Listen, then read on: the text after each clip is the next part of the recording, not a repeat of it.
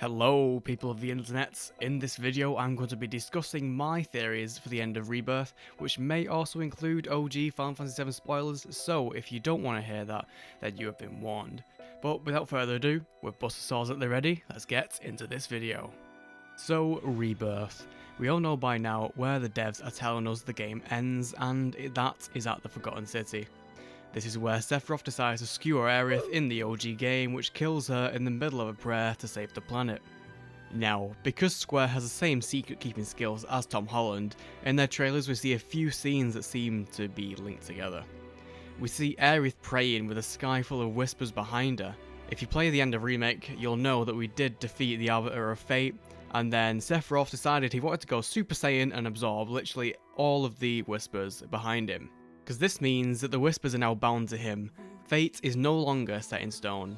However, my question is, what does this mean about the storyline? Are we going to end up in the same situation, and is Aerith once again going to become Sephiroth's ancient dinner? Or will there be a change? Will someone else take a place? These are very valid questions, as the whole point of Remake was showing us how fate is unavoidable. Like how Barrett was brought back to life after being killed by Sephiroth. There's nothing stopping Aerith dying, but there's nothing keeping her alive either. So we're going to move on to the second video that comes to mind when it talks about endgame of Rebirth, and this is again with the background of the whispers where we can see Sephiroth pretty much going in for an attack. Now, because these two scenes have the exact same background of the whispers, we can only assume in full right that this attack is intended for Aerith. Now, this is just an observation that I'm making, and these two scenes might not be linked, they could just be in a similar area. However, after a lot of research and a lot of thinking, I do conclude that Sephiroth and Aerith are both in this same section together, and Sephiroth is definitely going in with full intention to kill Aerith, just like in the original game. Because the thing is, I know devs have talked about someone is going to die, and I cannot see a world where Yuffie dies, because Yuffie is not a part of Sephiroth's plan. Cloud definitely won't die, because he is basically Sephiroth's puppet.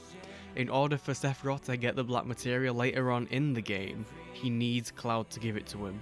And without that, there is no hope for Sephiroth's plan to be given and actually come into place and destroy the planet.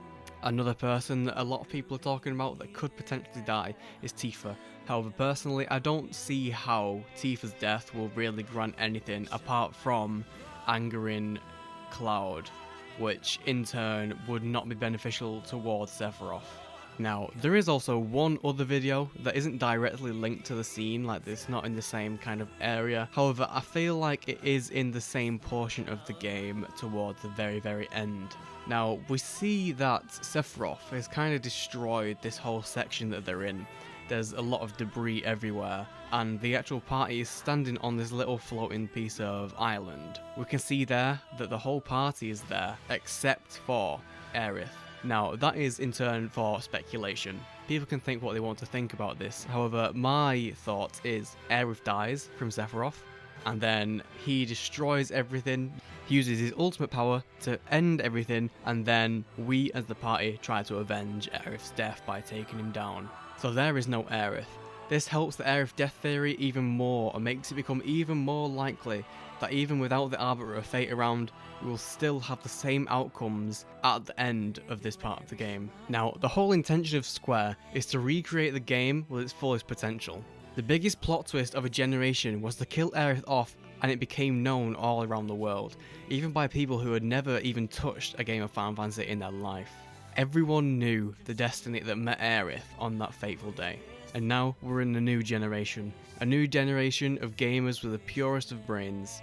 So I'm guessing that Square's intentions is to further increase this whole Aerith dies scenario on a brand new generation to let the story live on within a new amount of brand new players. So, to recap, I do believe strongly that Aerith is the one that will die at the end of Final Fantasy VII Rebirth.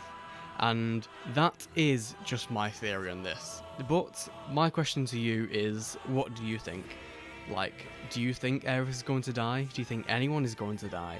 Now, of course, I did mention before that the devs have specifically said that someone will die, but who? And that is what I'm asking you. So if you want to leave your thoughts into the comments, then be sure to do so, because I do plan on making a follow-up video just to kind of brief everything that everyone's saying, get everything into a localized spot, but these are just my thoughts. So if you did enjoy this video, make sure to like, make sure to subscribe, and leave your notifications on so you are aware when that video comes out. But that's enough said, and hopefully we get what we want at the end of the day, because this is the game that we're investing our time into.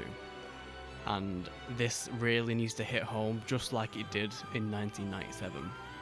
But enough said, I'll see you in the next video. Bye bye.